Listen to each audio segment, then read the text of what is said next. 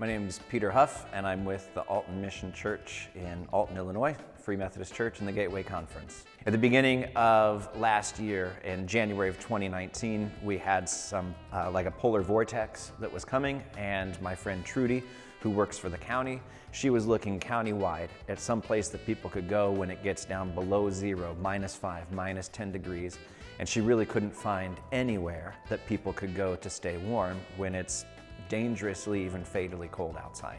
So what we've done is opened up one warming center in Alton so that when the low is forecast to be 20 degrees or below, we activate the warming center. And what that means is we have cots that the Salvation Army has provided for us that we get set up. We have people who come in and do food so we can provide a meal. We have teams of volunteers that come in overnight shifts, 3 hours at a time, to keep watch, and also just to befriend people who are guests at the warming center.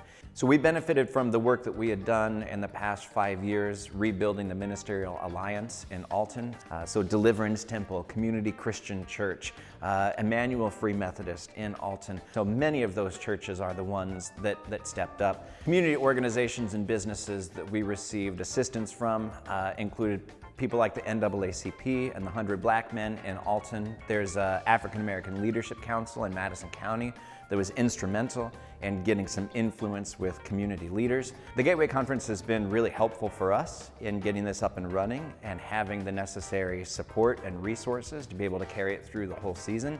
So our district pastors have known the whole past year and have been involved in supporting and praying for the project. And then Superintendent Ben and other folks in the Gateway Conference have been really helpful in providing resources. We've had so many people throughout the conference say, whatever you need, we stand ready to come and be with you and support you and provide. My hope for the future of the overnight warming centers in Alton, first, that we would be able to roll the momentum and the stuff that we've learned into a more comprehensive strategic plan for addressing homelessness in our community beyond just a crisis step.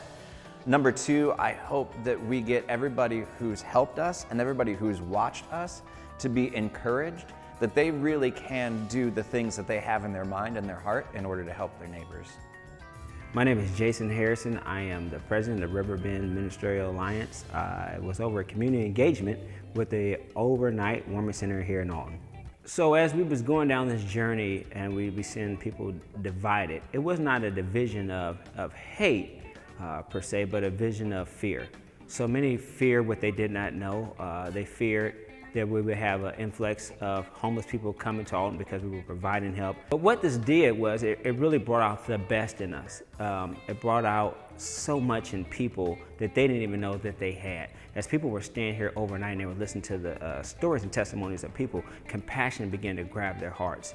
And you find them being very resourceful on trying to help people make it from one plateau to the next plateau. When people would come into the warming center and the guests would already be here, or they would be arriving, we were playing Monopoly, Uno. I mean, you can come in at any given night and see card games going on. You would see some people in the kitchen talking to the chefs who were telling them what we were having on the menu, and they were talking about different interests they had and different jobs that they used to have. You would hear conversations of different trade people talking about things around the warming center that need to be done and how they used to do that work or how they're doing this work. And what I quickly realized was that we're all the same.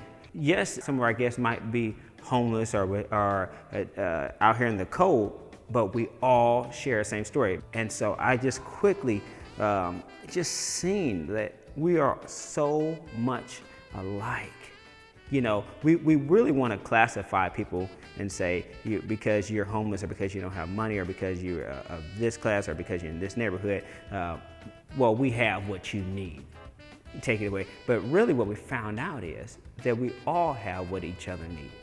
Understand that some of the greatest leaders in our nation were once homeless. They were once without, and somebody gave them a chance.